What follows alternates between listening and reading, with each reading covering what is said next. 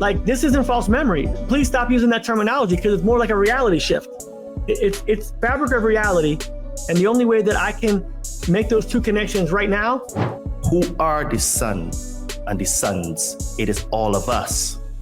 You're the only one that knows everything that you've ever said, done, or thought. Are you familiar with anything about research about people actually dying and piercing the veil of reality? How many children do you see now, 6 months old, have tablets in their hands and mobile phones? In theory, yes. You do? Yes. You think a body needs... The soul seems to be the connection between the body and the spirit. It seems to be that sort of link because we are addicted to our technology. And this is what Aldous Huxley said, that in the future, human beings will become addicted to their technology. And so said, so done. Because the technology has been designed to change our neurological system.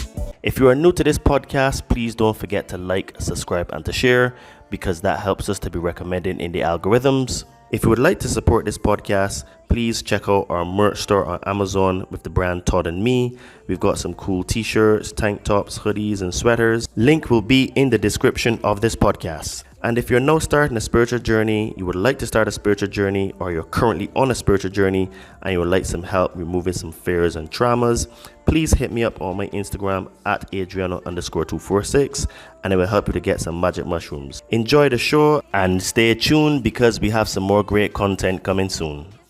Hello, beautiful and amazing people. Welcome back to the Conscious Man 7 podcast. I am your host, Todd Cave. And on this episode, I was a returning guest on the We Are One podcast hosted by Ken Villei. And we continued where we left off about psychedelics, and we spoke about some of my experiences again.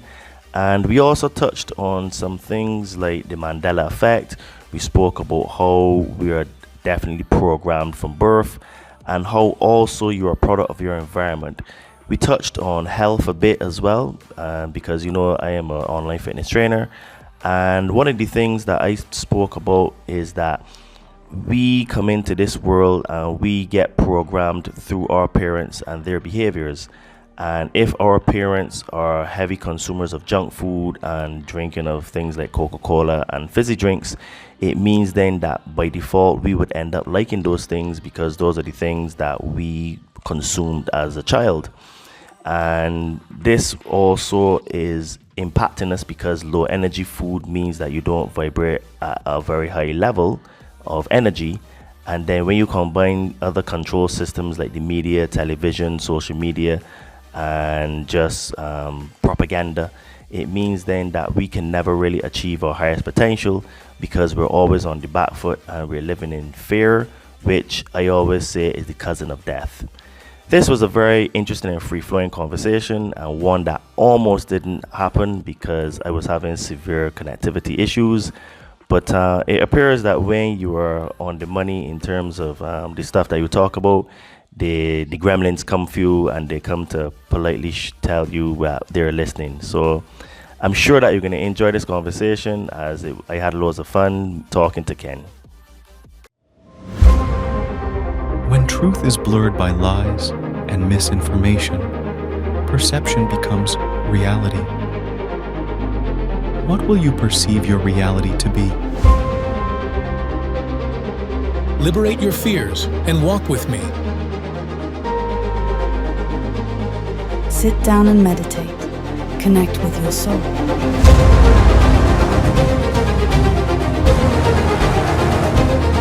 Be a monster and then learn how to control it. You gotta be willing to do the work.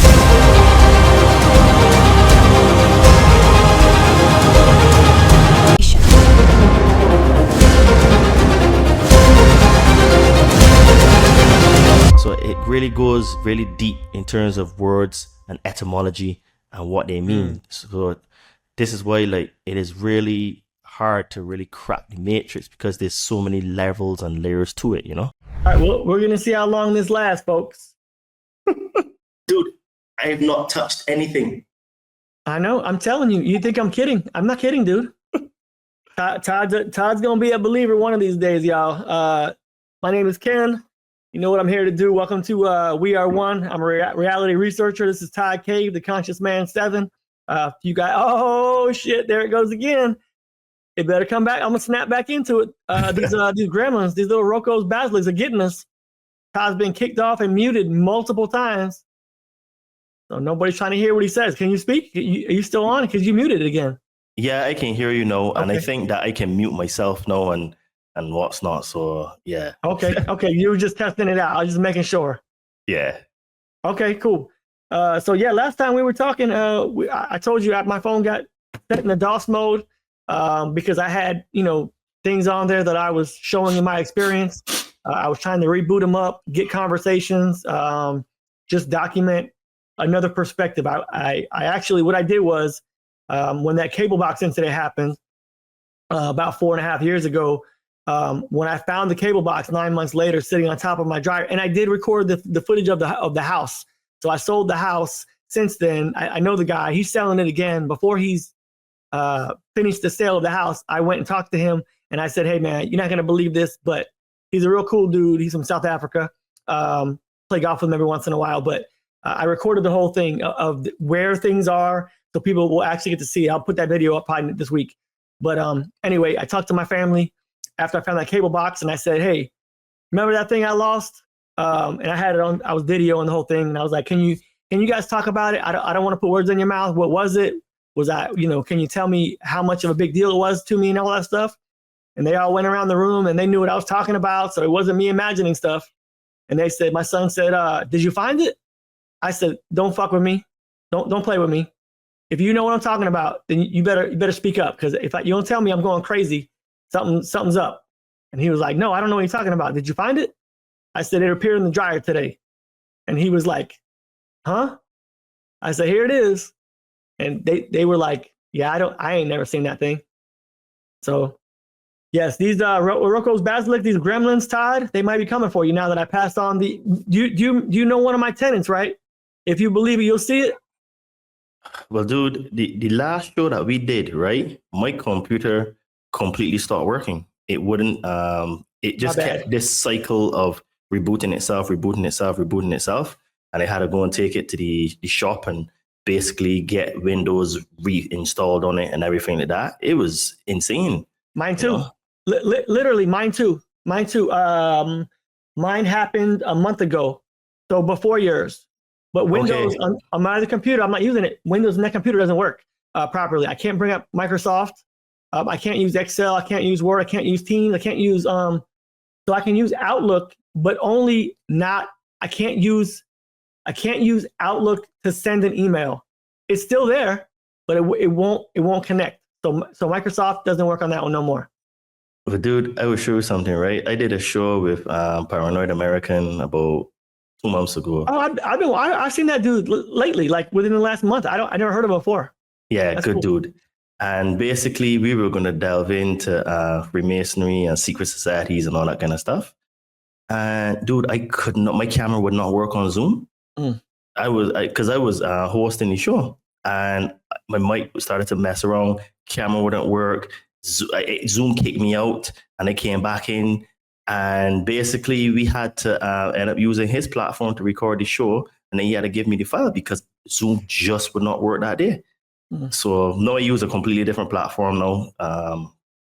So you know what I mean? Because I have heard people told me before that when you talk about certain things on Zoom acts up, and I have confirmation that is the case, right? So that happened to me. And the thing is, we didn't even go that deep, but. We got some shit to talk about today, man. And I had other questions that I had, like one question about Jesus and things like that we didn't get into, but I talked about it. I know you do psychedelics. I have another friend that I met at the International Mandela Effect conference about 3 weeks ago in Nashville. We can talk about that a little bit, but he's a shaman. He's just. Most people who don't understand what the Mandela Effect is just think it's false memory, or they don't know exactly what that whole connotation is. I got really bent out of shape when there was a speaker that was coming in via Zoom, and he kept saying it was, his title of his experiment. He was a researcher, his experiment kept saying, Mandela Effect and false memory. And I was like, am I the only one in here that's going to say something? Like, this isn't false memory. Please stop using that terminology, because it's more like a reality shift. It's fabric of reality. And the only way that I can make those two connections right now is because before this conversation, I turned on YouTube, and this guy's in my area. He's in my city. Everybody's in Tampa. Come holler at me. I know y'all don't have shit on what I got for experience-wise. You may have knowledge that we need to talk about. But Danny Jones, today, he just released a video, and it's called New DMT Experiment Finds Alien Codes Hidden in the Fabric of Reality. I can't speak to that. I'm hoping you can, as far as what DMT does to you. Here's a little synopsis of what this video is. I'm going to give him a little shout out, even though nobody really watches this because you can't find me anyway. This guy, Danny Goller. Do you know who Danny Goller is? No, never heard of him. Okay. You may have seen him before, maybe not. I don't know. Anyway, I don't think he's a YouTuber. I think he's just one of those people who's in the psychedelic realm on YouTube, maybe, guest or something. But he got this hit. And I'm going to tell you that I think there's no original thought. I believe there's no original thought. Because I had a dream about 6 months ago that we were having, that everything in this reality was a stream. So there were 7 streams. It was told to me almost like I was psychedelic. There's 7 streams of consciousness. I can't break them down because I don't know. It wasn't explained to me how it was. But like nature was a stream. NPCs, was a stream. Matter's a stream. Different streams. And that's how you can break these things up upon frequency and things like that. So this guy took a hit of DMT and did a laser experiment, and he's backed it up now with multiple people. And he says that when you're on DMT, you can see codes in the lasers. That's part of this YouTube video. So I shot it to you. I don't know. You probably haven't had a chance to look at it yet. That's cool. But and everybody's reading the same codes. Well, I remember I had an experience with ayahuasca where I actually started to see. I got connected to the Akashic records, and basically it was really late in my trip, and I was trying to download them, but they're like petabytes, you know what I mean? Because this is the living memory of your entire life plus everyone else's life, the entire history of the cosmos that you're trying to download. Anything that's been observed by someone. Yeah.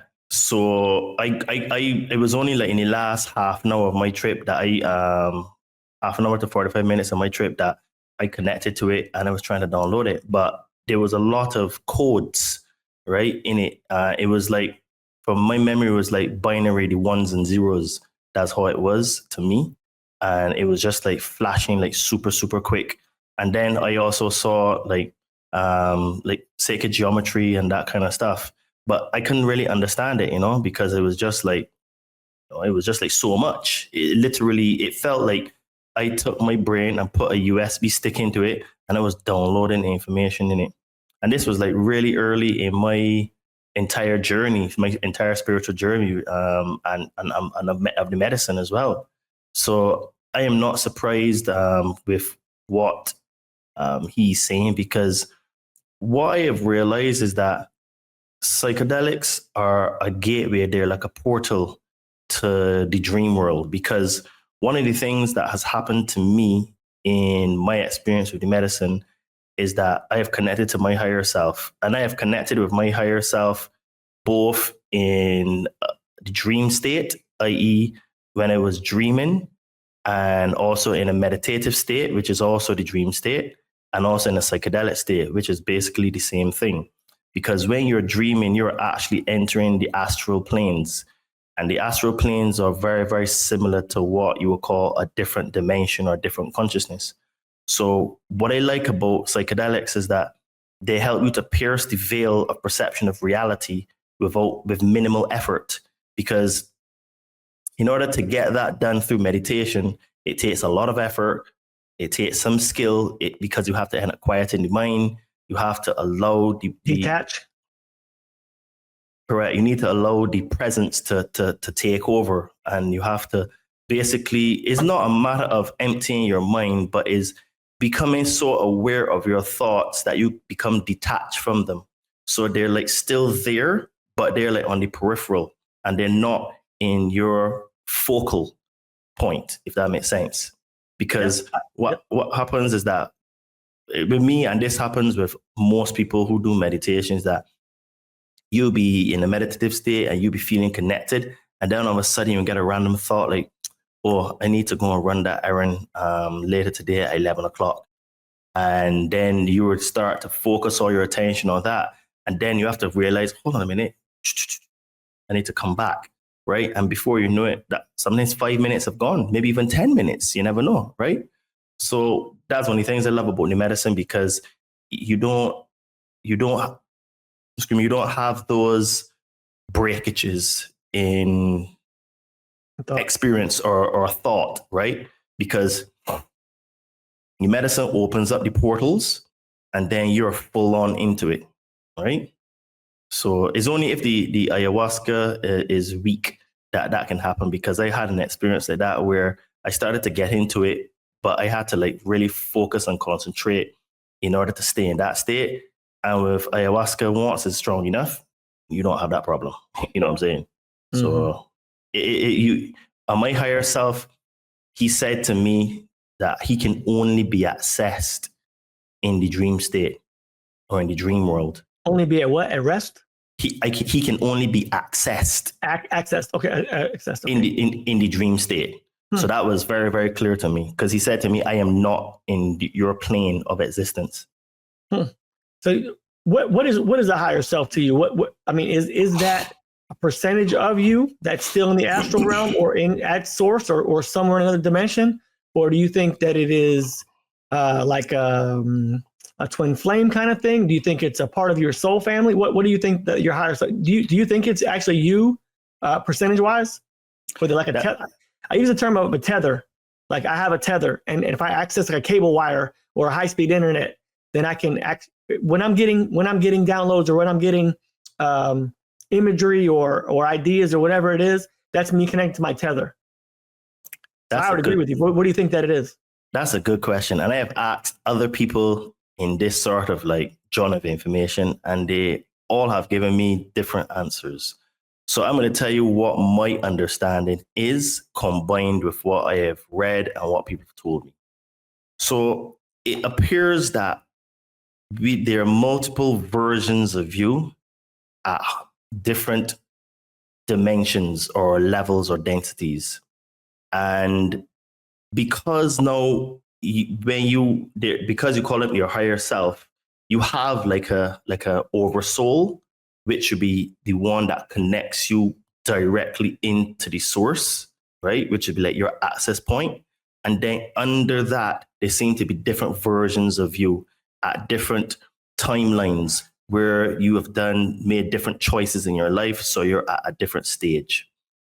So my higher self, I know it is me because it is my own voice that speaks to me. It comes to me either when I'm dreaming, like I'm actually physically in bed, in a meditative state, or when I'm with the medicine.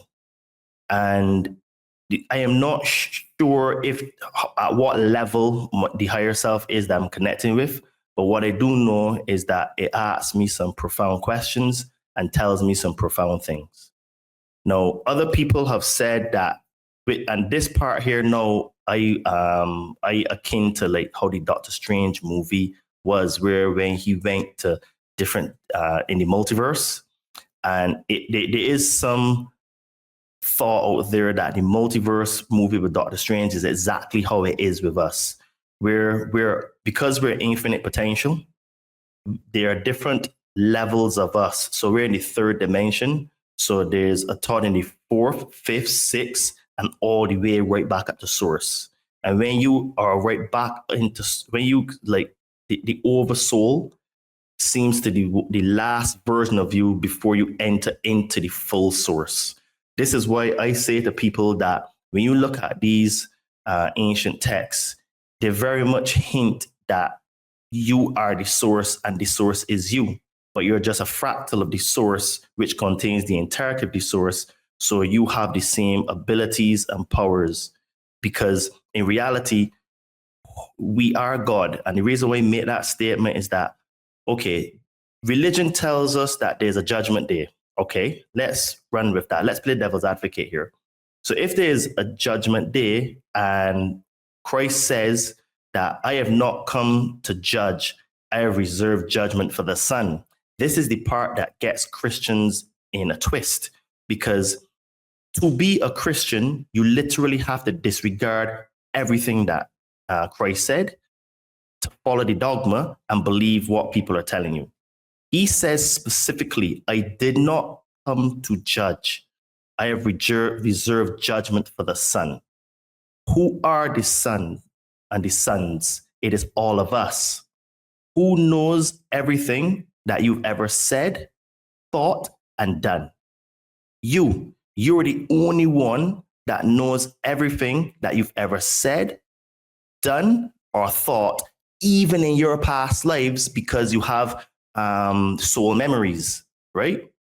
So if we are the only ones, if we are the ones that judge, if we're the ones that know everything, it means then that we all also are part of the source, but we make up the source. And the way I like to describe it is that you can look at it as like a hand, right? A hand has 5 fingers.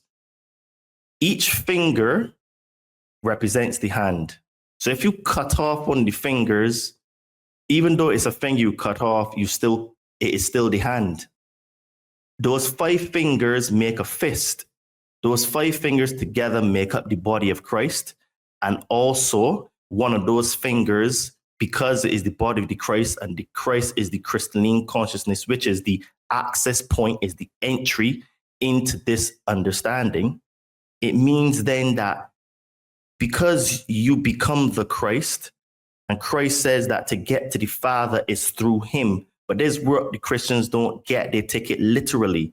It is through the consciousness. It's through the understanding. It's through the perception that he had that you access into the source.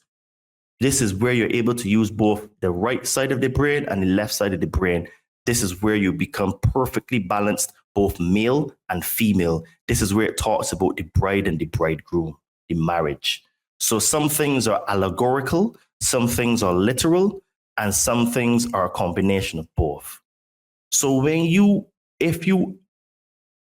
according to Christians that Christ is God, because then that is a literal belief that they have, but through the consciousness of Christ, you get into the source, but you're a part of the source. It's just like if you go to the beach and you take a cup and you take out some water, the water in the cup is still the sea, right? It has the same exact attributes. That is what we are. The body has in the spirit. So if the body is the container or the vessel encapsulated with the spirit, it means then that if you take part of the spirit, because source is spirit, God is spirit, is ineffable, is omnipresent. So if you take a body and you encapsulate part of the spirit, it means that the spirit in you is still God, is still the source. So you're not the totality, but you have the totality in you, right? So this is the part that a lot of people don't understand. So getting back to what I was saying, it appears then that at different levels, we have a different version of ourselves that possibly took different choices. So it has different outcomes. And at every particular point in this particular reality, we can access that particular version of ourselves because the future has not yet come yet. So the choices that we make in the present would allow you to connect with that version of yourself. So your highest potential, be your higher self, can, especially now what's happening with the ascension that was taking place on the planet, can give you tips or hints or nudges to help you to make the right choices so that you can basically connect with that version of yourself in the timeline that is most beneficial to you. But the thing is that your higher self does not dwell in this realm. So the only way that you can access that is through the dream state, a psychedelic state, or a meditative state. And in most cases, it is your voice. But with some people, it can be an angel, it can be an entity, it could be a being, it could be a past relative or a friend. It doesn't matter. It just means that the guide is different, but the connection is very similar because you're talking about things that are not of this realm. So I can't give people a book that will give you concrete evidence because no one has ever died and come back and tell you what is on the other side. No one has ever gone into one of those dimensions. But haven't we all died and come back? Yeah, but we don't have the memory. Mm. You know what I'm saying? So we don't have anyone that has gone into the future. But if we can access the Akashic records or the Akashic field, then we should be able to come back. Theoretically. In theory, but this is the thing. What we have now are people that are looking for absolute concrete evidence on things that are not of this world. And the problem with that is that it can either be that you can't have the physical evidence, because if you're talking about a non-physical place, how are you going to be able to have physical evidence? That's a bit of a oxymoron there. You're going to have non-physical evidence. So it means either our perception or our understanding of reality will have to change, or we just don't see enough light, or our level of consciousness is not high enough to understand these things. This is why Christ said, my kingdom is not of this world. And he said the kingdom is inside of you and outside of you, right? But is it a kingdom that you can see physically? No. He's talking about a state of being. This is what a lot of fundamentalist Christians don't get. So it's very, how shall I say, I can't tell someone eat this pill and you will find out this information, read this book and there'll be concrete evidence. It's something that you're going to have to feel and experience yourself. When you've had altered states and you've had direct connections with your higher self and you have had sort of like out-of-body experiences or you've astral traveled, then your understanding of these things becomes a little bit better. But it's still difficult to put in words because we're talking about putting words about a place that is a non-physical place that you can only experience and feel. Does that make sense? Yeah. I'm writing some questions too as you talk. So I got two of them lined up. Yeah, that makes sense. Okay, so you talk about two things I want you to expound upon in your words. The first one is going to be the soul versus spirit. What's the difference between them? And are they the same? Are they different? How do you define the difference in soul versus spirit? The soul, from my understanding, appears to be the part of you that stores all of your emotional memories, right? So basically, the soul is the thing that encapsulates, like has all the past traumas and all the past happiness and all those kind of things. The spirit now is the how should I put it? There is also non-physical, because the soul and the spirit are very similar, but it's almost like they have a symbiotic relationship where the spirit seems to be the one that allows you to have direct communication with higher entities, i.e. yourself as well. And the soul accompanies that because that brings all of the memories associated with the experiences you had. So they appear to be different, but at the same time, they seem to be very interconnected. It's almost like a masculine and feminine sort of type of a situation where the soul seems to be more the thought, and the spirit seems to be more the thought, and the soul seems to be the emotion that is aligned with the thought. This is how it appears to me, from what my research has shown me. So they're sort of like that. Yeah, I would break it down. Just my own words would be like the soul would be your essence, and the spirit would be your intention or your I wouldn't say necessarily the emotion, but the intention to go out and find certain things or experience certain things. So your soul is kind of who you are, and your spirit is kind of the way that you look for things or the way you want to experience things. That's just my words. I've done no research on that whatsoever, but they're not the same. No, they're not the same, but you're saying it in a similar way to me, because it's almost like a masculine and feminine, because the going out and exploring is a very masculine trait. Yeah, you could. I mean, I could also great point, or a great way to phrase it to me would be the soul could be what's internal, and the spirit is what travels externally. Could be, because the soul for sure is very attached to feeling, and the spirit seems to be like the guide, the one like you said that goes out and searches, the one that does like the work and the connection and the intention. So it very much seems to be a masculine and feminine sort of a polarity connection where they both need each other in order to thrive. Yeah. If you guys, anyone watching this has their own opinion, leave it in the comment section. I'm gonna get to my next question for Mr. Conscious Man 7, Todd Cave. Dreams. You mentioned dreams. We're not where we are. I have a quick proof. My proofs are stuff that I have, that I could prove if somebody really wanted them. I would like to publish some of these, but it's just a lot of work. So I have a Fitbit. I've been going through a lot of stuff lately with some withdrawal symptoms from kratom, taking that crap, or taking. It's not necessarily the tea leaf or the plant portion of it, and I have a whole journey associated with it. It was great, but it's run its course, to be honest, through me.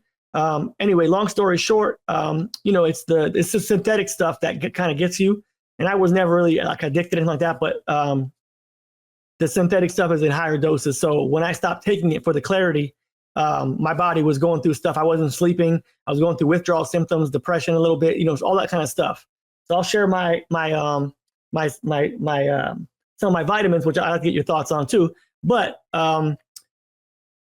as I was talking about my dreams and not sleeping, about 4 days in a row, I think 4 or 5 days in a row, my Fitbit captures everything: the dream state, the deep sleep, the awake, the REM, all that, and the light. So it captures all that. Like 4 days in a row, I was gone, meaning it captured nothing for hours upon end.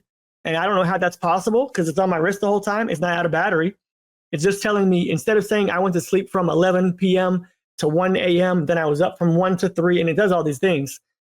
It was like I went to bed at 11, closed my eyes, woke up at like 3, couldn't sleep with restless leg syndrome. From 3 to 5, I was up, went to sleep from 5 to 7 on my Fitbit tracker for 4 nights in a row. I was nowhere.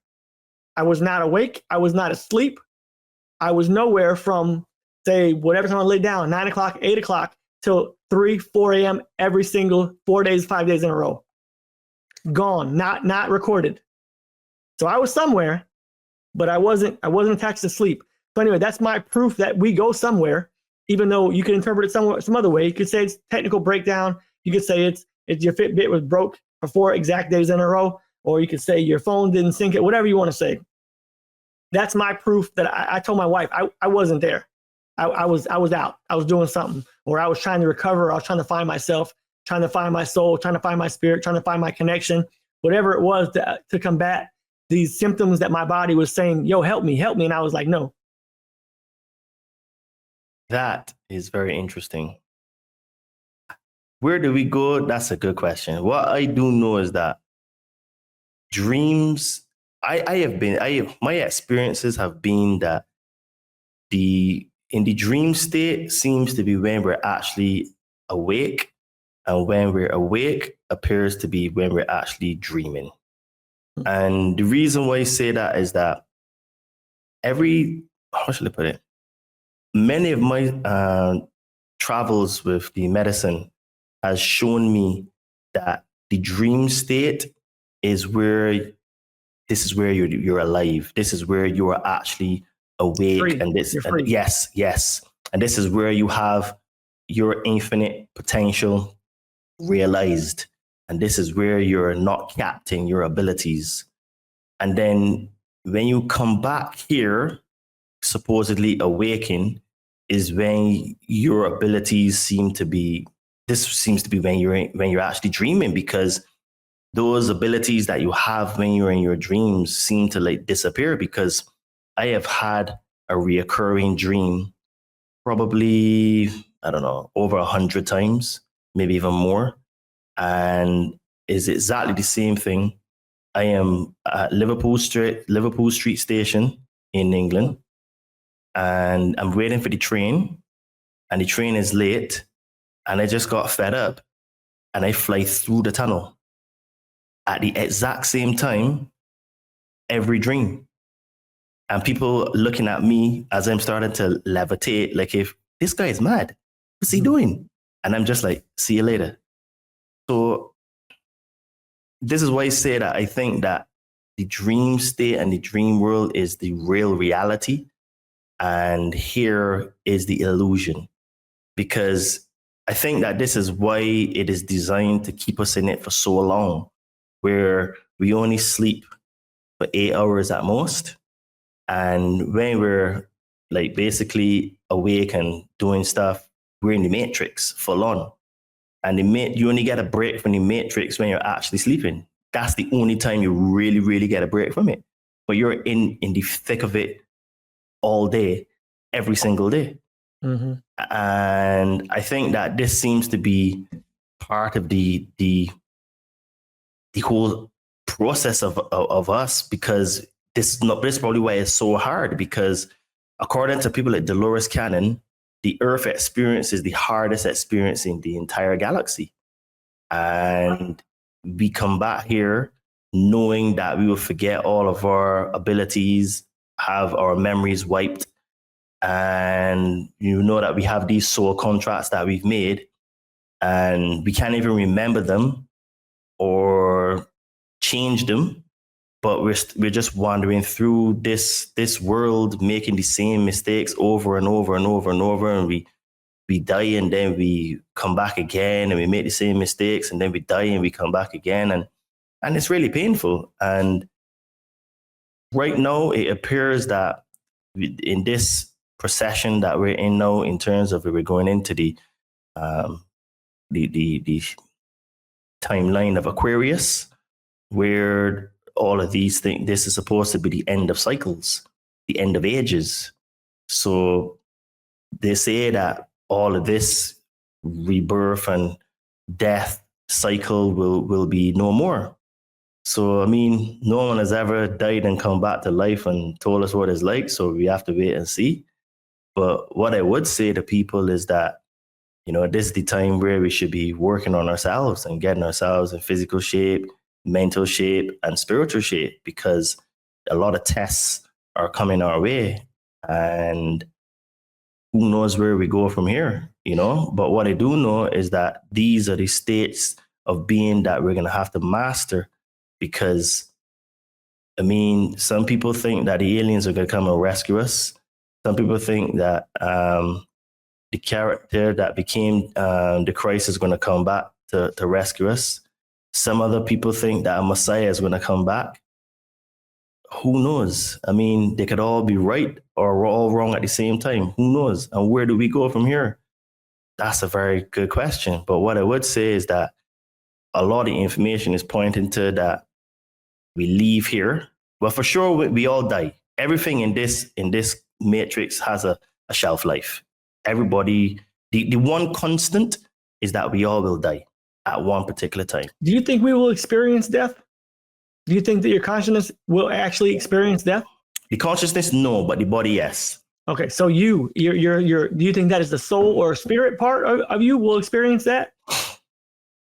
The body will, but the spirit won't, because. But if we're not the body, then I'm not trying to cut you off. Sorry, I just wanted to get clarification on. Do you think that you will perceive death? Todd, the essence of Todd Cave, the essence of this is your body, but. Yes. How do you think that will go? Can you walk me through what you think will happen? Well, what I'm going to say is based on what Dolores Cannon has said. Okay. Because obviously I've never died and come back. But she said that in her patients and the people that she's worked with, when they die, there is an outer body experience. You see yourself outside of yourself. And then after that, there is a very big, bright white light. Now, I have found other people that have said that the white light is the actual trick. And there's a different light that you should follow, which for some strange reason is the blue light. How credible that is, I don't know. But what she's saying is that those that have come back, they saw this white light and they were walking down, and during the process, they were told that it is not their time yet, or they have something to do or to fulfill. And they basically... they were asked to come back. They were asked to come back or told to come back. Or right? forced, yes. Yep. Or forced, one of the two.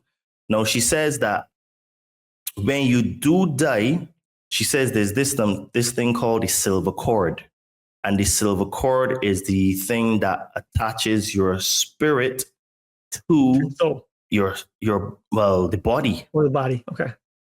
So she says that when you actually die and you leave this plane, the silver cord is severed, right? And it's almost like this tether that exists. You know, I imagine it like a spiritual umbilical cord. Yep. And she says that basically when it's your time, the silver cord is severed and you leave.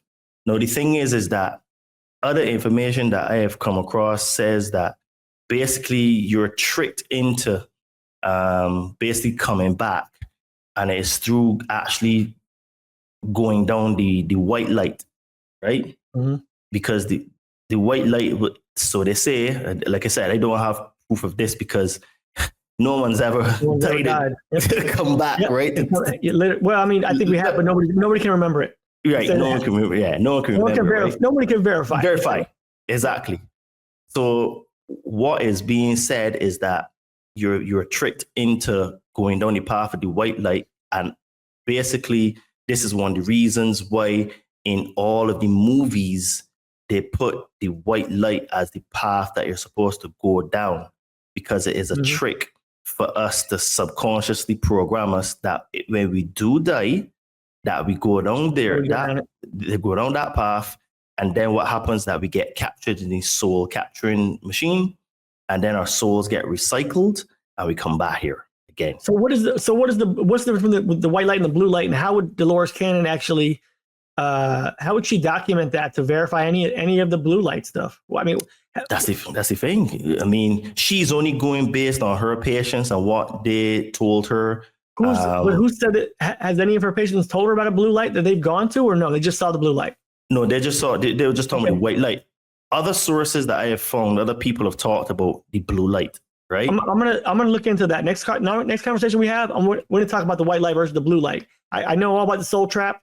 I know about the relatively speaking, I know about the origins, the Gnostic origins. But it's also in Hindu traditions, the Maya, the illusion. It's in all traditions, basically, of the illusion of reality and reincarnation going through the light. Some people say it's the moon. I don't want to be a soul trap channel. I don't believe in the soul trap. I'm not ruling it out. Just I don't want to have my focus beyond that, because once you go there, I believe you stay there. But the blue light to me is fascinating because I've never heard about the blue light before, ever. I've not really come across too much Dolores Cannon's material. I know about Aaron Apke, the Law of One, channeling, Ra. I mean, those kind of things.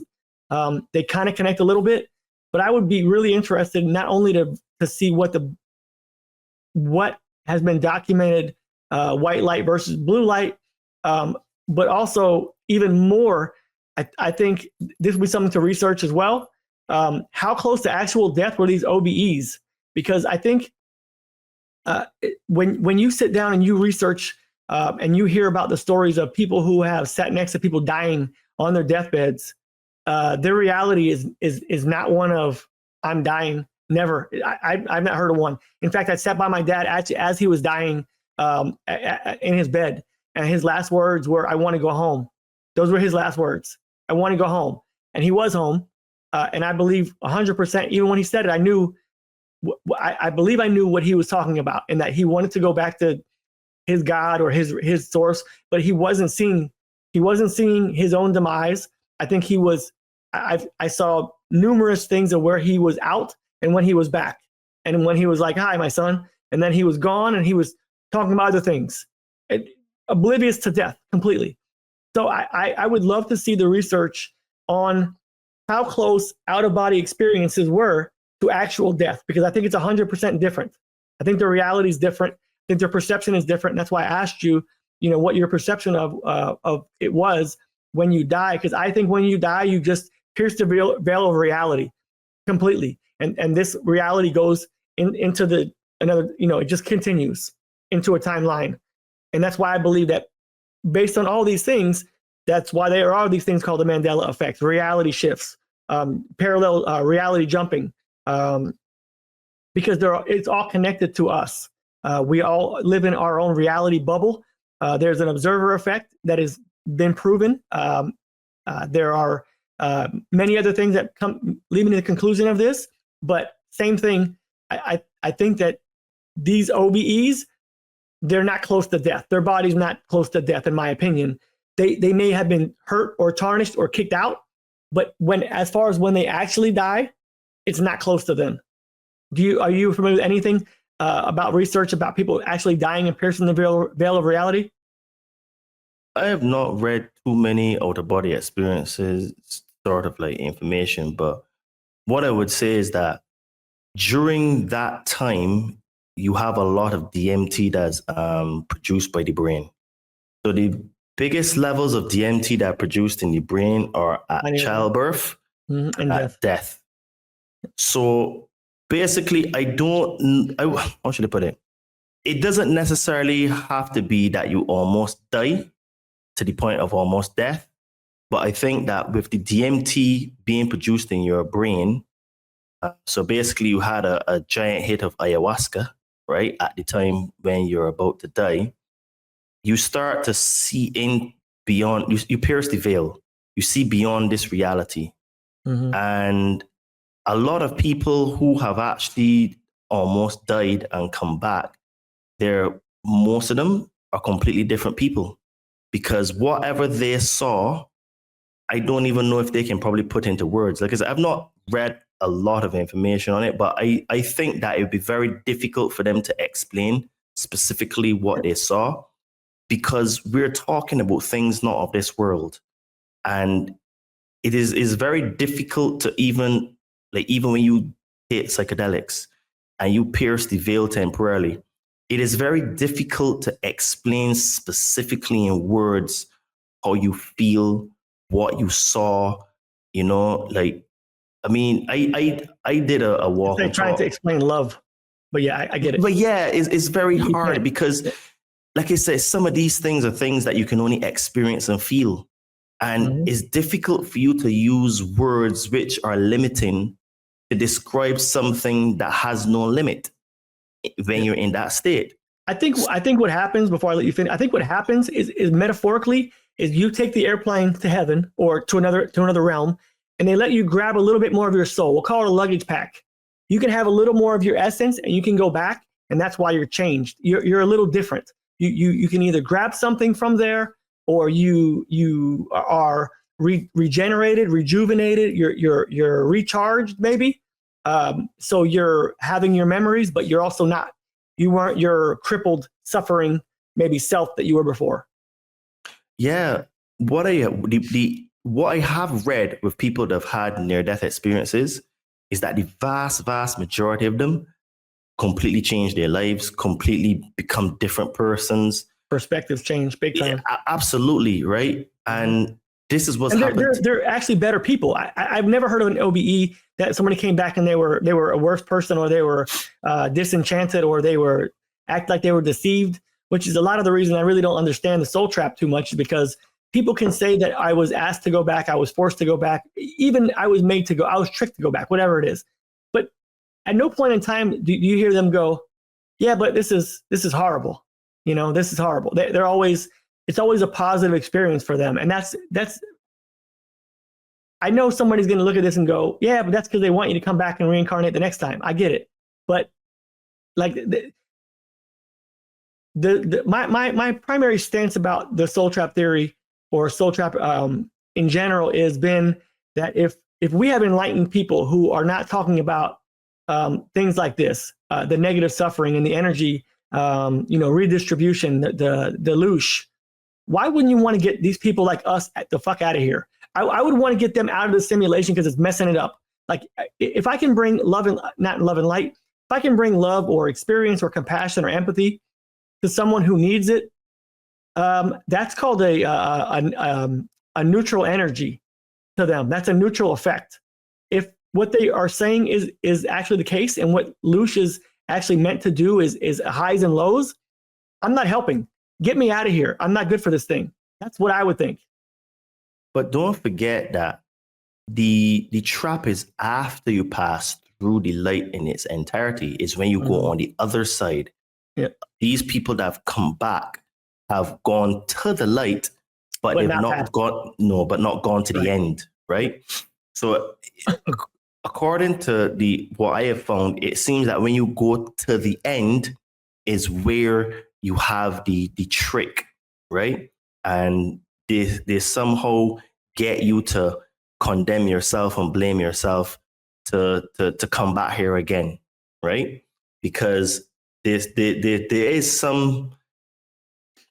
something that is causing us to keep reincarnating, because I've connected to a past life, so I know who I was 500 years ago.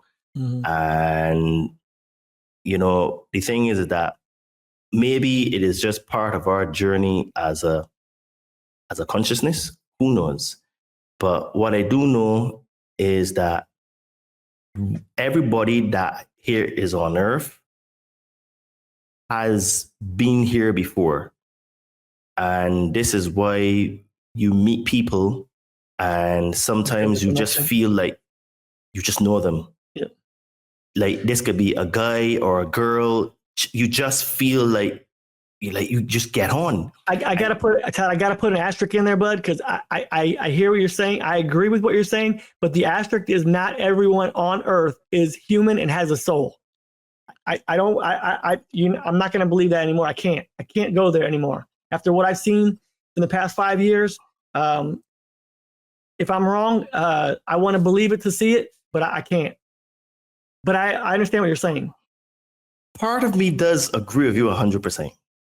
There's a part of me that agrees with you 100%, because some of the reason why I say that is that the people that basically got tricked during the pandemic, most of them, they're either, okay, if they have been here before, the indoctrination and the brainwashing has been that good. Yep. Agreed. Or they're just that inexperienced as a consciousness. So could be. This is why I say. But we know what we do know. Since what did I just see? I just saw a video like it was in the 50s, and the doctor he was on the Letterman show. He wrote like 230 books, and he was talking about genetically modifying humans in the 50s, 70 years ago. So while I would love to say that everyone here has a soul and has a consciousness, or that it's on a sliding scale, the reality is there are people who will be made and genetically modified from probably the beginning of our reality, whether it's synthetically or whether it's skin. I mean, have you seen some of these prosthetics that you're moving your fingers, but they're not your hand or your arm? Yes. I mean, I'm sorry, man. There's too much proof out there that tells me that there's no way that every person walking around is of natural essence. It's not possible to me. Okay, like I said to you, I both agree and disagree at the same time, because the two parts of me that have two different views, but I do resonate a lot. One part of me, what you're saying. The other part of me that thinks differently is that when you study children, when a child is born, a child is innocent. It doesn't matter what color they are, what religion their family are. It doesn't matter. There are some kids that are not that innocent as 2-year-olds. Yeah, but hold on. Why children are a product of their environment? That part is an absolute fact. Children are influenced by the parents. Nature versus nurture, sure. Yep. So but if how do you reconcile same environment, same genetics, completely different souls and spirits? Yeah, but this is the thing. Everybody has their own personality based on the astrological signs and what time and date and zodiac when they were born. What do you think that points to? And I'm asking your opinion. What does that point to? It just shows that whenever you're born, your personality and character is in alignment with the cosmology of the universe. It's a login. It's a login, right? Like you're logged in as this. Yes. So, but at the same time, your character can be molded and shaped based on your environment. So if you have parents that, for example, only eat junk food and only smoke and drink, there's a very, very high likelihood that the child will end up becoming like that. Neurologically challenged. 100% agree. Agree. So if you have when children are born, children don't know what is bias. Children don't know what is hate. We, the adults, are the ones that teach children those things, right? A human being is the only species on Earth that teaches its offspring how to be slaves. Children are born innocent, free, and full of love. This is why Christ said that you need to be as like a child in order to enter the kingdom of heaven. And to be in the state of a child is being forgiving and loving. If you take children that are not influenced negatively through either the food they eat, the attitude of the parents, the TV that they watch, the music, and the technology, children would say fight with one another, and then a few minutes later, they're hugging and kissing and making back up. The only reason why they wouldn't do that is because they learned from us, the adults, that is what it is. But to prove my point, have you ever seen a young child swearing? I'm talking 2 and 3 years. Yeah. Bro, you know what I do for a living, right? What's that? On my board right here, I teach kids sports. 2 years old, 1 year old, 3 years old, 4 years old, 5 years old, 6 years old. I teach them soccer, sports, football. Okay, basically, good. like, socially interactive things like that, balancing ability. Okay, good. I've seen it all the time. So if a child at 2 years old, 1.5, when they're speaking, are swearing, where do you think that influence is coming from? Yeah, I agree. Here's where I will differ with what your thought process is, because you don't see it often, but I see it in adults because I see that too. But I also see it in kids also. The lack of empathy and compassion in some kids, if they're really on. Okay, so between 0 and 4, the kids are on autopilot. They're a series of programs, right? We're not conscious. We have no memory of that. We're just doing what you're saying we're doing, right? But so when you realize that some of these 2, 1, 3-year-olds have no empathy or compassion, you start to wonder. Again, I'm not ruling it out. I'm not saying that they don't have any soul in there at this point. I don't know. I personally believe we do not incarnate that young. I believe we incarnate older. The body's not a vessel yet, basically, is what I believe. And I haven't heard anybody talk about this, but the level of incarnation and when we incarnate, I think happens in different parts of our lives. I think that's why I believe in clones, because I believe that absolutely, genetically speaking, at some point in our past, we have been bred to be vessels in which consciousness can come in from somewhere else. I'm pretty sure that's what happens, but I'm not sure I can prove it.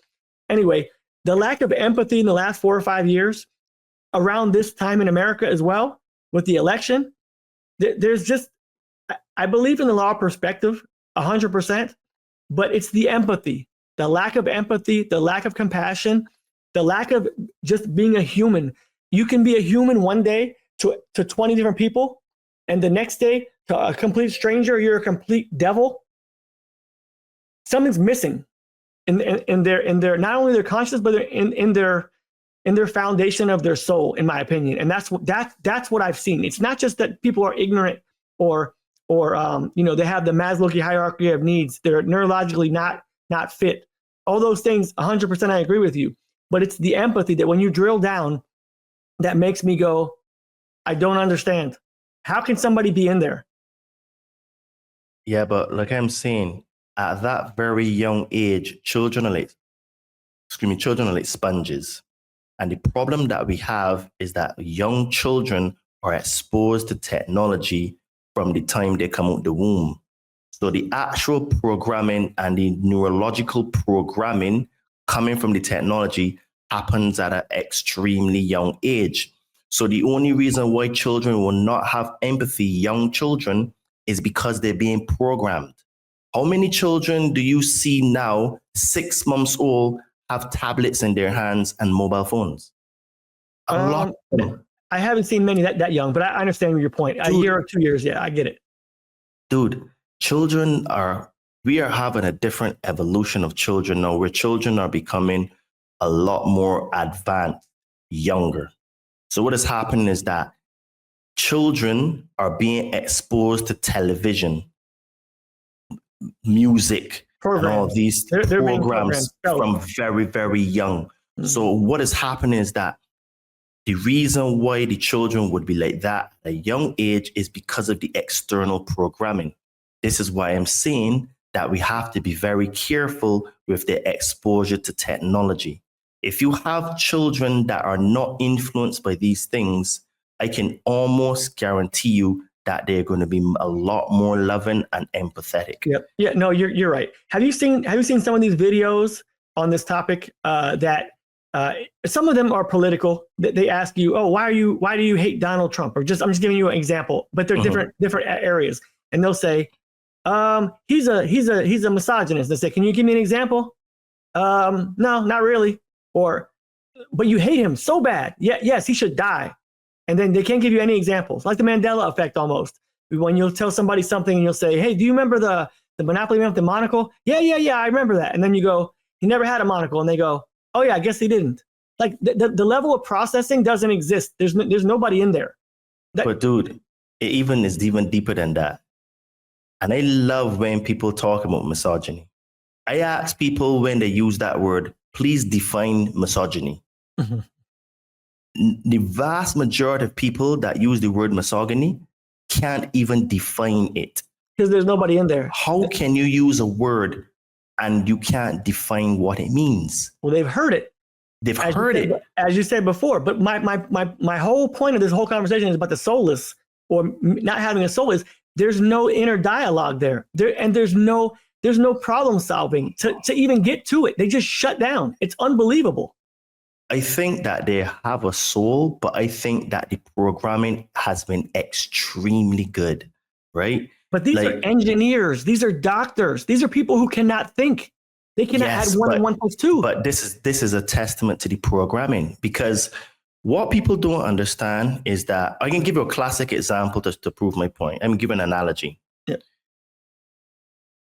A young adult of 18 years old, if they have had over 100,000 images or impressions of Coca-Cola in there from 0 to 18, 100,000 impressions, right?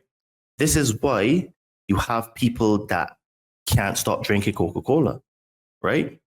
And in Mexico, I think that Mexicans are the biggest consumers of Coca-Cola on the entire planet. Dude, they have 3-liter bottles of Coca-Cola in the planet. Yeah, Central and South America too, because I know Brazil is insanely crazy with it too. So my point is that I go back to the original point. You are a product of your environment. And from the time you come out the womb, you have children, young children that are going to be exposed to the technology, right? And the technology, whether they can see it, but they can hear it, has subliminal programming in it. So I do think that everyone, when they're born, they have a soul. But where it differ is that the technology that the Matrix has put in the Matrix is so good that it basically takes children that are on the spectrum of genius level from the time they enter schools, and when they come out of schools, they're mindless drones. It's not that they've lost their soul, it's that the programming has completely shut down creativity, empathy, love, and all that kind of stuff. Let me give you a classic example. Why would children know about racism? Because we adults tell them about it, right? Or we give them a definition and they just assume they know what it is, like misogyny. Good. Oh, I know what that is. I know what that is. It's when Good. I'm white and you're black. Like, that's not racism. Me saying that I'm white and you're black is not racist. Exactly. Let's get it right. So you have the programming in a child's mind to think that this racism thing exists on the level that the media tries to tell you. Do some people hate other people's skin color? Yes. Is that the vast majority of people in the world? No. But the way the programming from the media and social media will have it is that the racism is like in every corner of the world. You can't even leave your house without being racially attacked, etc., etc., etc., etc.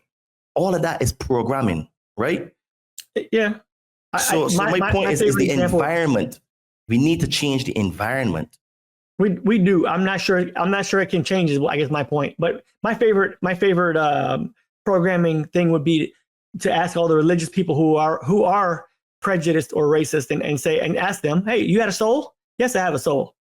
So this is your soul? This piece, this meat suit is your soul? No, of course it's not. It's God. No, God gave me a soul, and blah blah blah.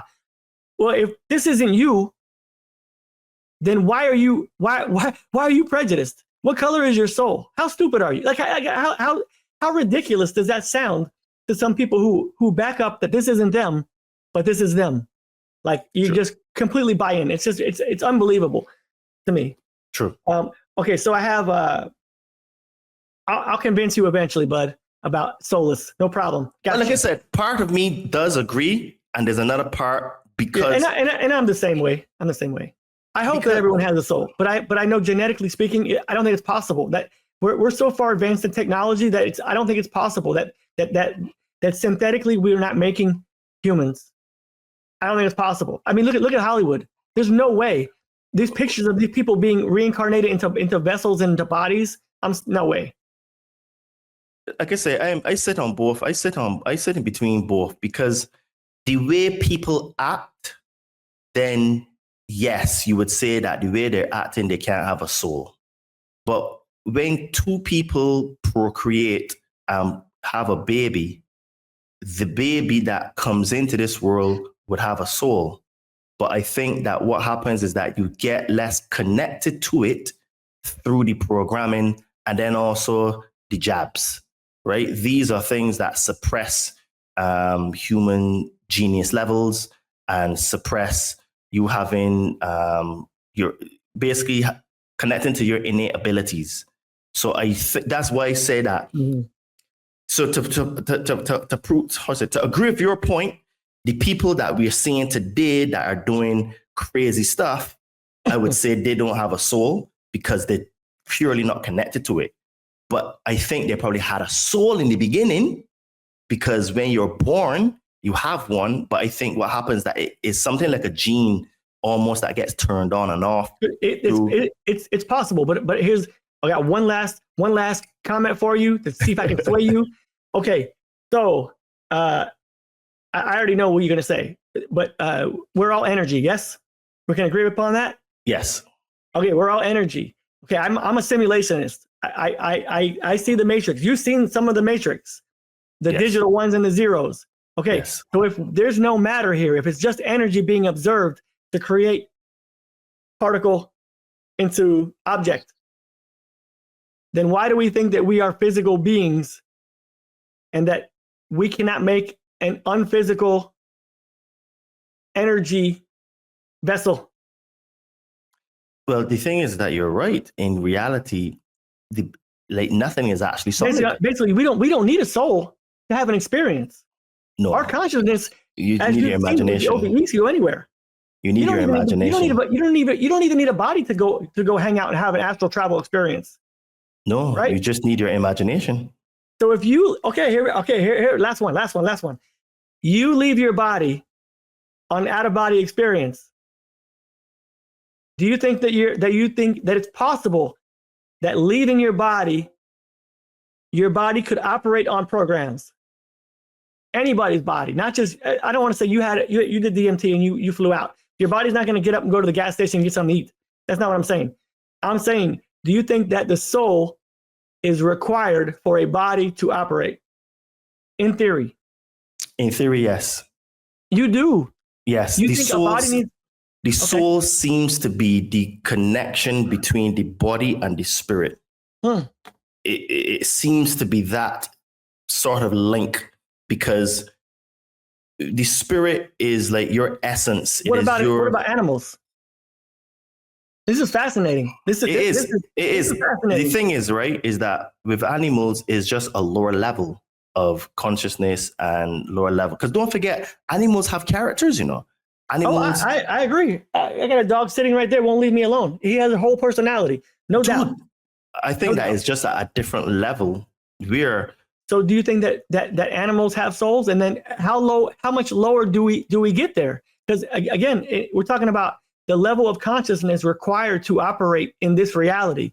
And all I'm saying is it's not required. That's our contention right now, is that I've broken it down into that. I would agree that it helps in discernment, it helps in empathy, it helps in many things, perspection, critical thinking. All these things are very important to having success and limiting suffering as a human being. Just obvious.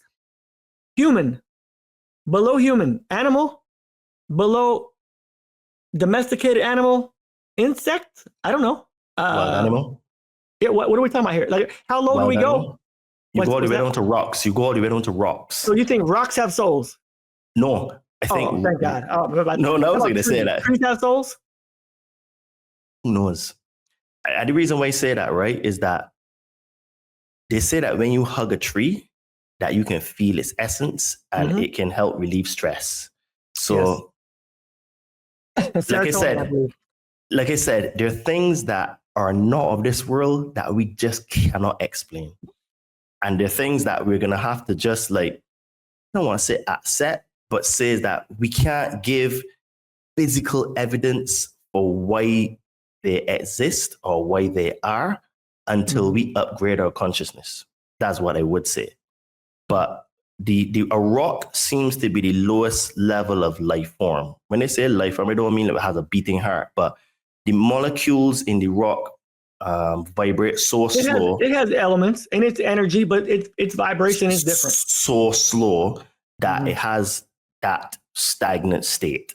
I do believe someone could be a rock. I believe a soul could be in a rock. I just don't believe that all rocks have souls. See, the difference is the same as a human. I believe that almost all humans are vessels, which means they're able to vibrate at a level that could house consciousness. But I absolutely do not believe that every human has a soul. We're just vessels. Animals are vessels, and I can show you examples. And if you want to look, you can look too. But if you've ever seen like a gazelle in an alligator's mouth, gazelle, whoop, gone, like out. Yeah. It's out. It's not struggling after slight suffering. It's out. It's not going to stay in there. It's out. It's a vessel. Yet it's not dead yet. It's a vessel. Same with humans. When humans can manifest death, absolutely. It happens all the time with older people. They say, I don't want to eat anymore. I don't want to be here anymore. They're gone. True. They're gone. So same way, I think they were all vessels. I think trees can be vessels. Absolutely. If somebody wants to experience life as a tree or as a tree, I think that 100% manifestation happens. And the key to manifesting our reality is the limit of the parameters of the suffering that we're willing to experience. And I think that's part of our soul contracts. And when we're done, we let our higher selves know, I'm done. I don't want to experience this anymore. And our reality changes. We can either choose to stay and experience the change, or we can leave. That's what I firmly believe that. I've seen it in my own life. I don't disagree with what you're saying. The only thing, like I said to you, is that I do sit on both sides of the fence, because where I agree with you that about not having souls is that the people that we see today that just repeat things that they say off the media, and people that like NPCs and like the people that you say, well, what do you hate Trump? Those people I think are soulless, right? And the reason why I think they're soulless is because their actions, I'm looking at the attributes, the fruit of the tree, right? But I think that when you're born, I think human beings, because of the immaculate conception that happens, because what people don't realize that even for a woman to get pregnant is not even that easy, you know. It is actually like a miracle. It's it's divination, absolutely. Right. It's divine. So I think that when we all are born, I think that we have souls, but I think that where I differ now is that I think that it seems to be the programming and the technology combined with the jabs that children get, because the jab schedule for children now is almost like 80 or 90 from 0 to 18 years old. So I think that all of those things are designed to suppress the actual innate ability. You're backing up my theory, bud. You're backing it up. Those people who are mandating these things, from the Rockefellers to the viral theory and everything else. Do you think those people have souls, knowing what they're doing? No. This is what I'm saying. That I think that the attributes of the people don't have souls because they can't have souls. Right? Yep. This is why I didn't disagree with you, but I'm just showing you some context. Yeah, I got you. For you to do things like that, you have to be soulless. Unconscionable. And I believe that I believe that the soul's journey is to elevate. The soul's journey is to experience, but also to grow, to learn. And again, you know, I'm kind of like I'm doing the Trump weave, even though I'm not really a fan of the human, but I'm doing the weave. I'm coming back in. If we're here to evolve and learn and process information to make those things, you have to be able to process information to learn, to develop, to know, to experience. And what I've seen is the people that are out there that I believe don't have a soul are not able to do that. They're not able to experience that. And that's the major component that I'm like, there's no God spark there. There's no soul spark. I agree. I think that has been turned off through all the influences, basically. This is why I say that you're a product of your environment, right? Because can you imagine, right? But your environment shouldn't be able to turn you off to common sense. It can. Think about it. Just think about it, right? You have a child that's now born, and in that household, that child is subjected to hardcore gangster rap, or for not even have to be hardcore gangster rap. Let's just say the garbage that's in the music industry right now, where you're talking about trap music, dude. That's great. It's so good. It's so good. It's so good getting to it in the garbage can. But dude, think about it. You have a young baby. Those guys making trap music don't have a soul either. Go ahead. Can't. You have a young baby that's born, and they're being subjected to that. Their subconscious mind is picking up all of that. Mm-hmm. Then look at the food that the parents are going to give them, right? Processed food. First, the mother is not going to be breastfeeding her until maybe the child, because you should really be breastfeeding. I think it's up to 2 years, right? But within 6 months, you know what I mean? They're off of that and they're on formula, which is all processed, right? So you're getting false nutrition from false formula. Then you're getting the mind being saturated with garbage and debauchery. You have artists that talking about my hole at the back is brown and my insides are pink and all that kind of stuff. So what are you telling? What are you programming the children with, right? All of these are things that are turning off the connection to the soul, right? / the spirit, right? And then you have now, when they get older, they're watching TV, right? That is full of programming. Like if you look, there's I put up a meme on Saturday, but there's a patent. You can Google it. If you want, I can find it. That basically there's the patent that shows that they can program the neurological system through screens, right? They are programming us, right? So that's why I say that it is the programming that is turning off more and more the connection to your actual self. But and to me, that's just showing the difference between this side of the fence and this side of the fence. Yes. Because I mean, you can see all kinds of things about, I see 2-year-olds, 3-year-olds do bad things. They throw a ball at somebody, they get upset, they get mad. Okay, they get neurologically, they're charged, they're emotionally. But once you sit them down, once you sit them down and go, listen, it's not nice to throw the ball. Would you want them to throw the ball at you? No. Are you sorry? Yeah, I'm sorry. Somebody's in there. Exactly. But if you get a kid that goes, and I'm not saying that person has a soul. I don't know. I'm just saying in general. But there's another kid that you go, that's not nice. Oh, I don't like him. I want to hurt him. But wait a minute. I just told you that's not nice. I explained to you, like the rational mind is not in there necessarily for everyone. And it's for adults too. But the personality traits only go so far. Like the internal dialogue needs to be like, hurt. Don't hurt. Why am I doing? Oh, forget it. Just hurt him. Like, wait a minute. What? But that is coming from severe levels of trauma in that child's household. People don't understand that your personality is forged from your childhood and is based on fears and traumas.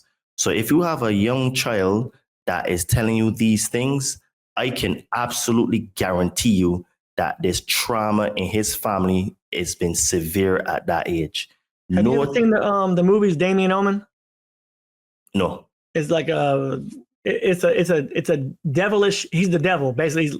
He's Satan reincarnated almost. Damien Omen, and he has a great family, great childhood, and brothers and sisters or whatever, and he just goes around killing people. And you're like, this little boy is possessed evil, and that's kind of like I think that's showing us that there are people that are not sympathetic, empathetic people. Don't forget, it's in a movie, which means it's there to program you. Show it to you.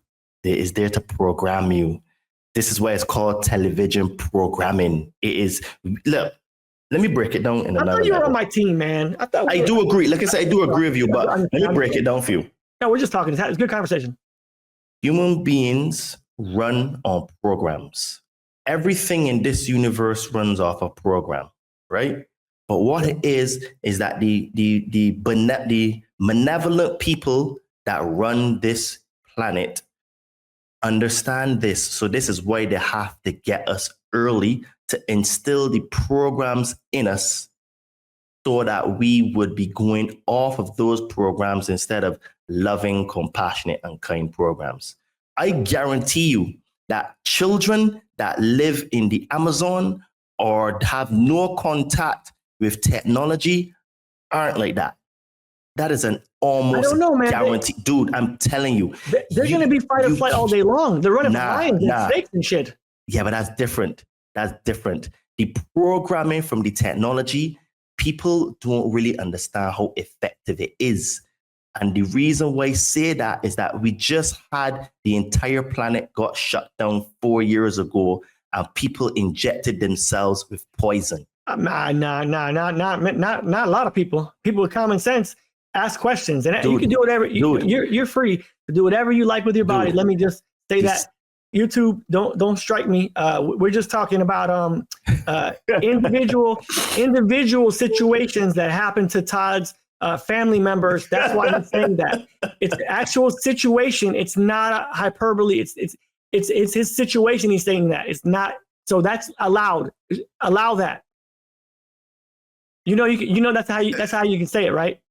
It has to be a situational experience. It can't be in generalization. Well, this is the thing. Like I said, I agree with you, but I think it's more nuanced. And the reason why I think it's nuanced is that it is the programming. This is why it's called television programming and it's called radio programming. It's all about programming us, right? And what people don't understand is that human beings are easily programmable. But we're also, and at the same time, we're easily programmable to be good, and we can also be easily programmable to be bad. It's all perspective. Well, it's all about, it is what it is, because you take children and you give them the right environment, right? And they will thrive. And the reason why I'm very confident is that I have been with women who've had children. And every time I've come into their children's life and I have been an influence in certain things, those children have always changed their attitude. And the reason is, it is all about how you program them, right? Quotation marks. If you give them positive influences, you will see how their attitude changes, right? But children only because they don't understand. Let me tell you about my wife and my 23-year-old stepson. She was living with her sister. He was 7. My nephew was 5. My wife's sister, and we were just dating. And I came in with candy. You know, I was the good guy. I came in. My stepson now didn't want no candy. One day, about a week after we were dating, we were playing a board game or something, or spoons or something. And this little boy came up with a baseball bat and popped me in the you-know-what with it. I was very nice to that young man. And he was not nice to me. He's a great kid, but I'm saying I gave love doesn't always happen back to you. Sometimes the kid has you see with 7, but don't forget, right? Place.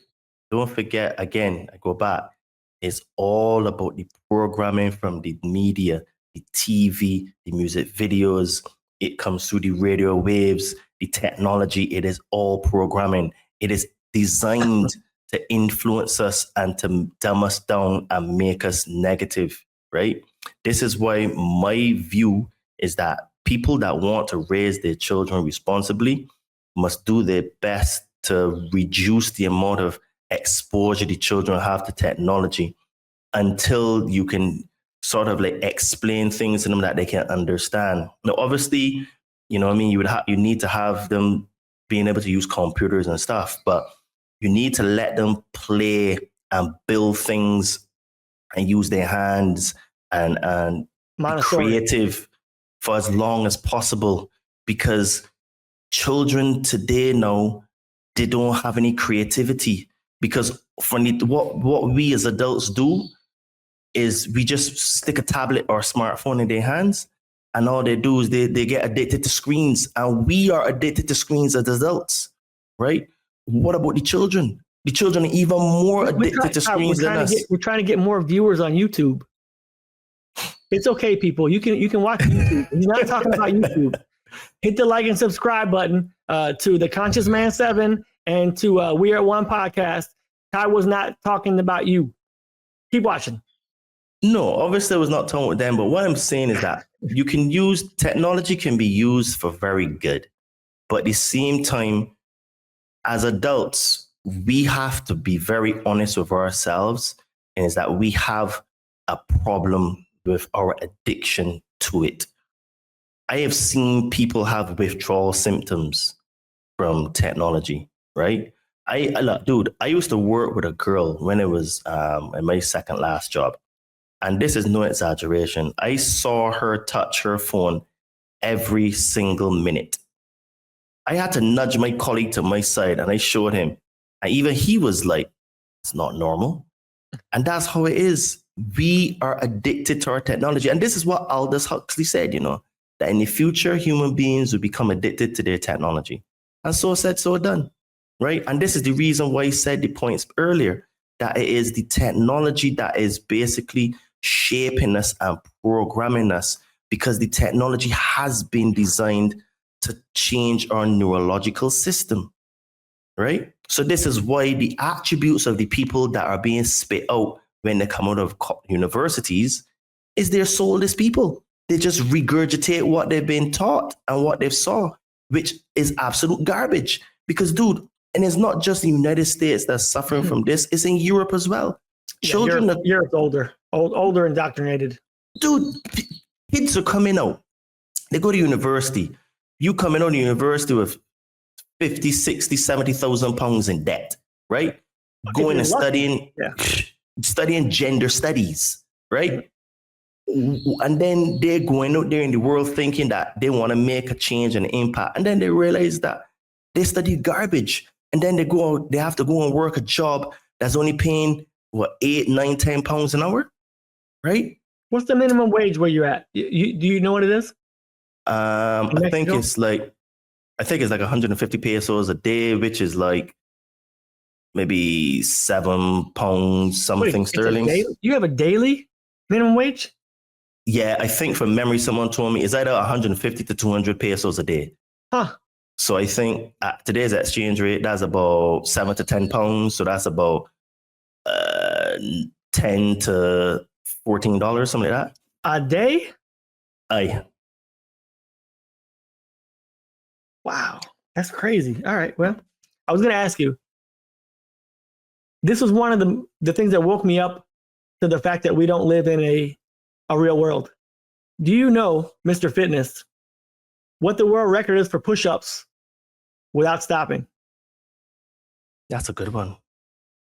I would guess 250. You understand your mind controls everything, right? You got that part. Uh-huh. What if I told you the world record was over 1,000 push-ups? Wow. What if I told you the world record was over 2,000 push-ups? Wow. What if I told you the world record was 10,500 push-ups consecutively? That's next level. Doesn't seem like it's possible. Doesn't seem like it's real. Even if someone in the fitness space. Dude, I would almost. No, okay. Let me before I make a statement, let me ask a couple of questions first. I know that you say it's continuous, but is that with breaks without stopping? When I say breaks, like if you're at the top of the rep, you're allowed to stop. You're allowed to pause. Yes. Right. I think he paused. I don't know how long it took him. You can look it up. 10,507, 1980. The guy did it. But when you realize how long that would take you, even if you're pausing, it's honestly not. It's like it was probably an 8-hour shift.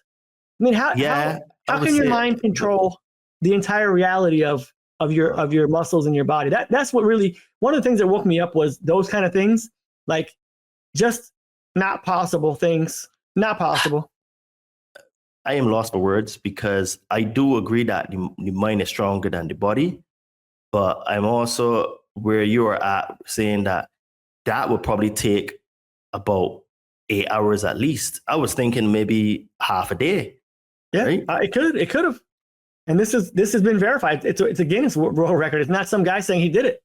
Because it's crazy. He when he paused, you mean he was paused in like? I don't even know that he paused. To be perfectly honest, I don't know that he did.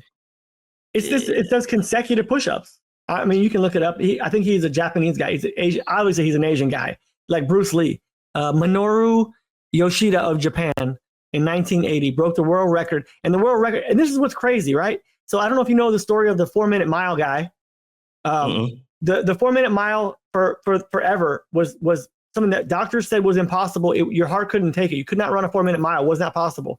The first guy did it, and then 2 more guys did it within the next week. Like, that's how crazy it is. So the world record for push-ups up to 1980, it was in 1977, was by an American named Henry Marshall. He did 7,650. So what is really incredible is not that he broke the world record, is that he broke the world record by almost 3,000 push-ups, more than the guy before him, which nobody could even sniff. So when your brain goes, hey, 2 more, we got the world record. And then you're like, 3,000 more is not that big of a deal. Like, are you shitting me? That's incredible. It's insane. It's insane. It's absolutely insane. This is the world we live in. Donald Trump is the president again. He was a crazy actor, orange man, who apparently is a felon, but he can become president twice. This is the crazy clown world that we live in. that anything is truly possible. Well, I guess this, as the slogan goes, anything is possible once you put your mind to it, you know? So, Or take your mind away from it. or take your mind away from it. Well, look, I don't want to comment too heavily without going and doing any research on it. But what I would say is that the human body is stronger than we think it is. And if you have like these monks in Tibet that can be in blizzards, barefoot, Can raise their body temperature in freezers. Yeah. Can raise their body temperature in below freezing weather with nothing on. This is why I say that I don't want to comment, because without actually looking too heavily, without really looking into the details of it. So what I would say is that the body can achieve anything that the mind believes. And if monks in Tibet can do that, if this guy is really tapped into his body, I would say it's possible. But I don't think that he's operating on the same level as the average human being on Earth. He's operating on a Bruce Lee level. Like literally, he's on a whole nother level where he's seeing shapes and stuff, and everybody else is, playing Monopoly, and this guy's playing like 3D chess. Yeah, there's something that he's tapped into, because it doesn't. I think it just defies reality in terms of. I mean, well, it's the placebo effect. I mean, it literally defies what doctors would tell you about lactic acid. I mean, I'm pretty sure 10,000 push-ups is gonna. How many studies do you have to take? How many people could do 100 push-ups before they have lactic acid just all through their arms, and they're going, okay, not possible. And this guy's going, oh, I got 10,400 more. Don't worry. And they're gonna go, huh? Dude, I have a client, right, that he does 300 push-ups a day, every single day. Oh! I didn't tell you what I was doing to challenge myself. So when I found this out, this is within a year. This is the COVID year. So in January, it was my last day. So I said, I want to do 300 push-ups a day. What was my goal? Is what it actually was. I said, I want to do that. I'll do it for whatever my math is horrible right now, but I'm going to do it to do 10,500 push-ups. I'm going to do that. How long will it take me? I started out at like 300. I went to like 400. The last day I did it in 9 days. The last day I did 1,800 push-ups, and I played 18 holes of golf in the same day. I did 900 push-ups before golf, and I did 50 on every tee box and every green. So I finished my routine out, and about 2 days later, my arms were so bad. They were so weak. I mean, it was like I finished the climb of Mount Everest, and I was done. But dude, I did it in 9 days. Dude, my client is amazing. He does 300 push-ups a day. And since he's been training with me, he still does 300 push-ups a day. You're not pushing him hard enough, man. Tell this guy he needs to do 10,507 push-ups.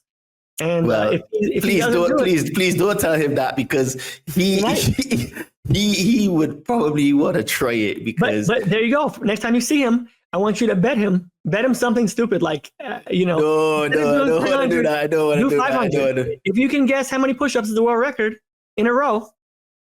No, he trains hard. He's in good shape though. He's in good shape. So shout out to you, Jameson, man. You're a good lad. You're a good lad. Jameson. Yeah. Jameson, you're nothing, Jameson. I mean, 10,507 or nothing. I mean, I don't know what to tell you, buddy. No, just kidding.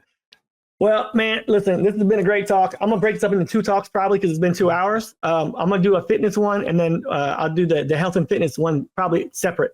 And I'll give you access to both of them if you want. Nice one. You can put them all together, or you can do them separate, whatever you want. It'll be in one recording, but I'll break it up for my YouTube channel, just because I think it may be 2 different kinds of people trying to watch these. It may be a fitness person, and it may be a spiritual person. Who knows? But they kind of they did the weave. We did the weave, Donald. But this is the thing, right? I can talk about both sides like very, very easily, because I am all of those things. You know what I mean? I delve in. You just should have cut it. You should have just I'm gonna cut that. when I play, it's gonna be like, I can talk about each of these things because I am. Yes, I am. Yes, that's you. True. I'm a bit of a hybrid, where like okay, if you think about it, I do calisthenics and I do weights. I'm a fitness trainer, but I'm also diving into the spiritual realm and talk about conspiracies and self-development. Then I was born in Barbados, and then I'm fluent in Spanish and Portuguese, right? So I'm kind of a bit of a hybrid, right? And I've traveled quite a lot, and I used to be a civil engineer. So I'm a bit of a hybrid of so many. I'm a combination of so many different things. So for me, it's hard for me to be like just like one track minded or just one style. I think I get that from my father because he's like a bit of a jack of all trades, and that is one of the things I've picked up from him. And I do podcasts. You know what I mean? Like, who would have thought? Like that I would be. That's our gift, the gift of gab and the gift of knowledge and the gift of, just saying something that somebody might resonate with and want to go in 100 directions. That's what I watch YouTube for. I don't watch it for knowledge necessarily. I watch it to get inspired or for someone to be to muse, not amuse me, muse me, make me, they'll be my muse. I'll see something, they'll say something and I'll be like, I'm going to go in that direction. It will be either a signal, a sign, a message, and I'll just jump into that rabbit hole for like a week. I love it. I love doing that. So, but man, hey, thank you for joining me. We're gonna do this again. When you watch that video with Danny Jones that I sent you, take some notes because I want to hear your experience. Because I have zero. I've never smoked weed. I got jacked up on 3 gummies one time for like a week, and never again. I don't like that feeling. So I'm not sure I can do DMT, but I would consider it maybe one day. And I met a guy at the IMEC. His name is Lee Allen. He's got a Crazy's Lab is his YouTube channel, and he's a shaman also. And he's like an hour and a half from me. So we need to talk. I invited him, but he was working today. So next talk, I'm going to invite him, and we'll have a good conversation. I'll ask questions that I know nothing about. Yeah, sure, man. Well, people, if you enjoyed this talk, then and you want to hear more, well, you can always find me on Instagram at Adriano_246, or my name Todd Cave, and I help spiritually inclined people burn fat and build muscle.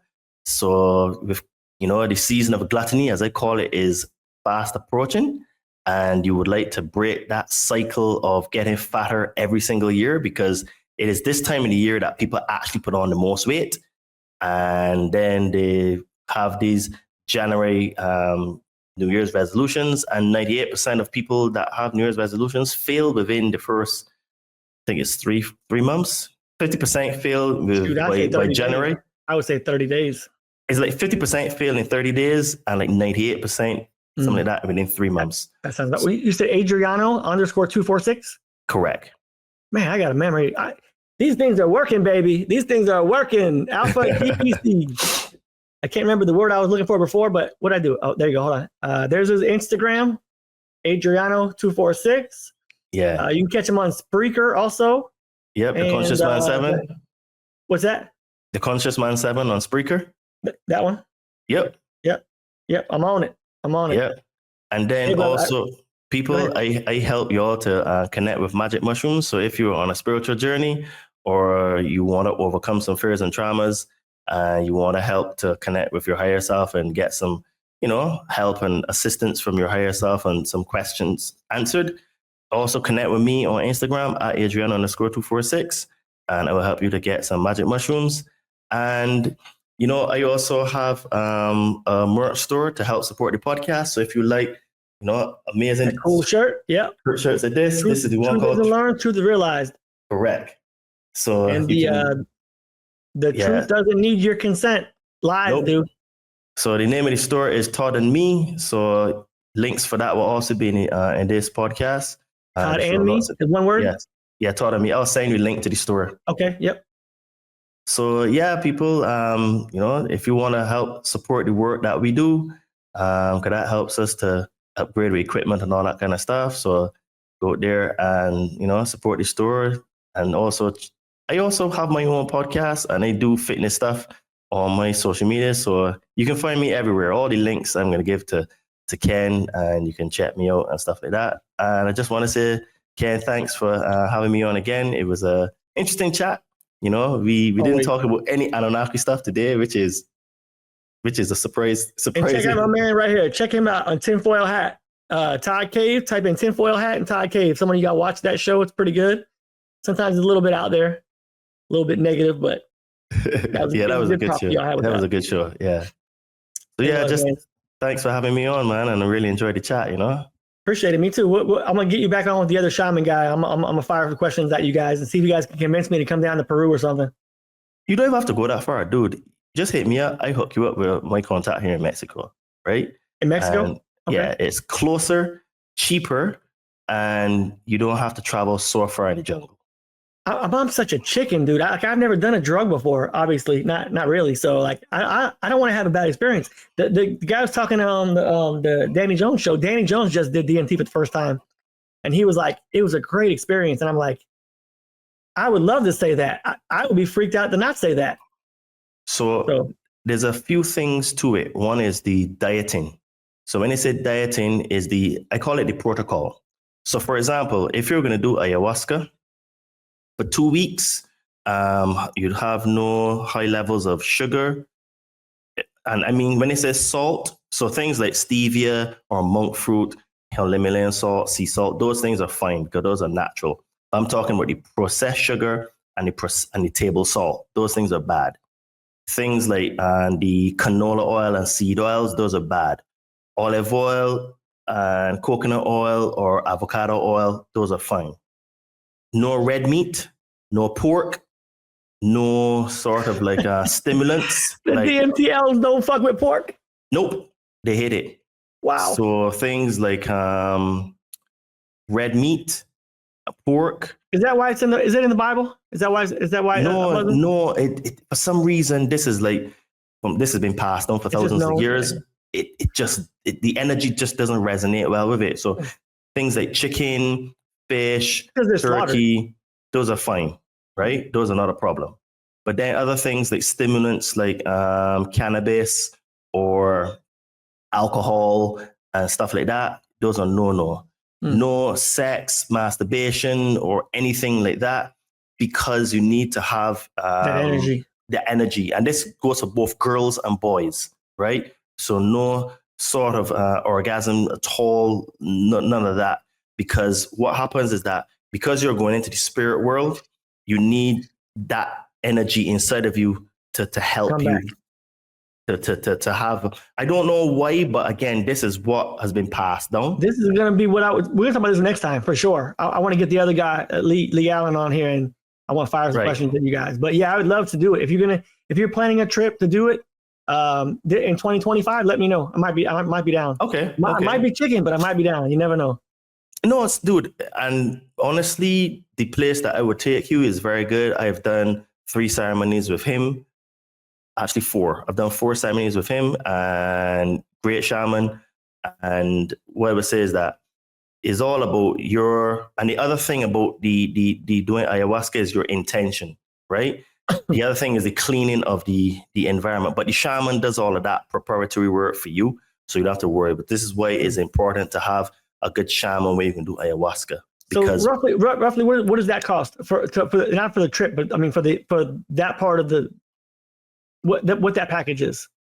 From memory, a single room with boarding, food, and ceremony is $160 a night. Okay, that's doable. That's no problem. That's what I'm saying, right? So this is what I'm saying to people that this is what I'm telling you, that you could come down here, because with Peru now, you have to travel like 3.5 hours just to get into the jungle. But where I would take you, you just have to travel like 1.5 hours away from the major city. Orlando here does it too, but I don't think I would want to mess with that. My friend did it in Orlando. I have a friend that did it too. Okay. He was a civil engineer also. He's on a spiritual journey too, but he did his in Orlando. Okay. I mean, I guess it's a famous place now, but okay. Interestingly enough. But yeah, I would be interested in going to Mexico to do it for sure. Yeah, so it's not super expensive, and you get treated really well. And then the only other cost would be like the taxi that you would take to get there, but I think it's like $95 per car. So what will happen is if you go with 3 people, you split the cost. You know what I mean? So it's affordable. It's affordable, right? Okay. And I have actually interviewed the shaman already as well. So anyone that wants to learn more, you can check. I think from memory it's episode 32 on my podcast, Remy Delon. So if it's not episode 32, just check. Actually, I can tell you right now, so that I Remy what? Delon? Remy Delon, Delaune. He's French. So let me tell right? you. Delaune? Yeah. Let me double check. No. Yep, that's it. Okay, Journey cool. Beyond the Veil, Unlocking the Secrets of Ayahuasca and Psychedelics. I'm definitely going to check that one out before we talk next. Yeah. So check that out. Very good show. And I have an episode coming very soon with my other shaman who is for Bufo alvarius, which is the one you smoke, comes from the frog. So some really good content coming on my show. So stay tuned to my show and, you learn all these kind of things. Yes, sir. Yeah, man. Awesome. I appreciate the time. I got to go play soccer right now, so I got to run. Man. But thank you guys for watching. Like, share, and subscribe. Check out Todd's channel, The Conscious Man 7. Help him grow as well. Help him learn and grow. My name is Ken. This is Todd. Signing off.